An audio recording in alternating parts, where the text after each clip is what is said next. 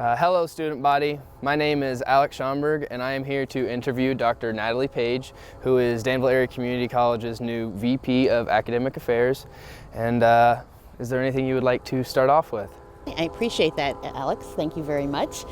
I would like to just really tell you all that I am so excited to be your Vice President of Academic Affairs. If this weren't COVID times, we would have a nice meet and greet with cookies or something, but since we have COVID, this is the best way for us to kind of get to know each other and for me to introduce myself and to let you know how thrilled I am to be a part of the DAC community. Okay, well, what is academic affairs? How is it different from student services? That's a really good question. When we think about academic affairs, what we're talking about is an institutional office that oversees the academic programs and departments.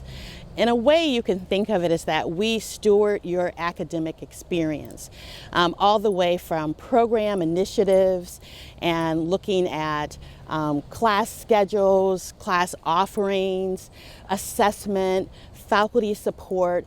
Those are all of the things that we really do. You can almost say that when you look at any institution, there's really two sides of the house. There's the academic side, and then there's the student services. And so the academic side, we're dealing with all things that are a program, initiatives, everything that's academic. But then on the student service side, what they're doing is just as the name implied. They're providing support services for students so that you can grow and you can develop. And so between the two, it's all about student success. We want to make sure that your experience here at DAC is going to be a positive one that you can grow in.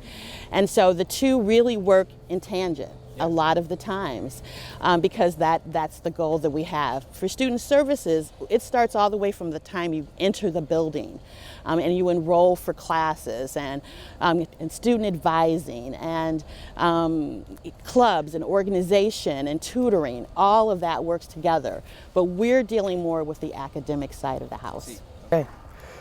What does your office have to do with COVID-19, the COVID-19 process, and response on campus?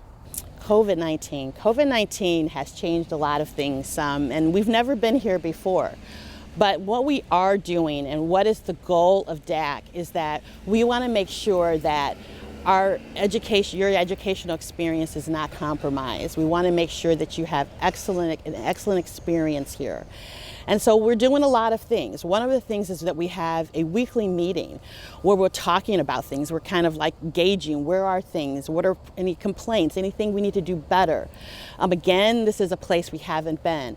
But the goal for academic affairs, the Office of Academic Affairs, is to make sure that you're still getting the same caliber of educational experience. We don't want that to change at all.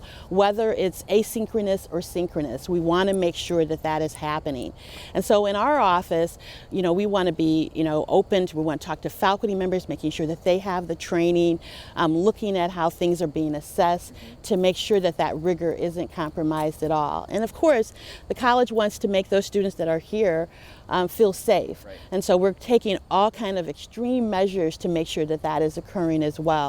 So again, this is new territory. We haven't been here, but our goal is that doesn't change, that you still have that same great caliber of educational experience here at DAC.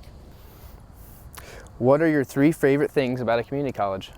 3 favorite things, that's a good question. I am a first generation community college student, way back when. Little House on the Prairie times, no. But when I attended here, not DAC, when I attended community college, I think that the things that I benefited from are the things that I really like. For example, being a first generation college student, there's a lot of things I didn't know about. Right. I found the support that you can get from a community college that was something that carried me, was a foundation for my education moving forward. And it's interesting because I've talked to a lot of DAC employees and a lot of them say that they started here at DAC. They took classes here. I mean, you have teachers, I'm sure, that say the same thing. And that's really cool to see that they started started here, and then from here they went on to get their bachelor's degree, some masters, and some even their doctorates, and it all started here. And that's the beauty of community colleges. And even if you say that you want to kind of get more workforce experience, career tech, having your faculty members who can say, I actually was here and I did it, it goes a long way. So I would have to say that, you know, some of the things that I really like about community colleges is that support. And you have faculty members here that they want you to succeed. They really do. And I can remember when I was going at community college, if it weren't for them, I don't know if I would have had that great foundation. They were able to, you know, I could go to tutoring. You know, there were programs for first generation African American students. And we have that here with TRIO and Toolbox and, you know, all kinds of things that can help benefit students. So that's a good thing. Affordability is something that you can't match, and that hasn't changed. And so those are things that I really enjoy about the community college experience. Okay. Why did you come to DAC? Why did I come to DAC? One of the reasons that I came to DAC was because, as I just stated, I am a really big believer and proponent in the community college. And one thing that I saw here in the Danville and the Vermilion County was that we are, and I'm going to say we because I'm a part of it now, right. We are a county that, or Danville, a community that really does care about our students. So when we say community college, it's not just words. We really are a community, and I have saw that we create programs that benefit students in this area. We've got an ear to the community, and we want to look at those industries and having those types of partnerships.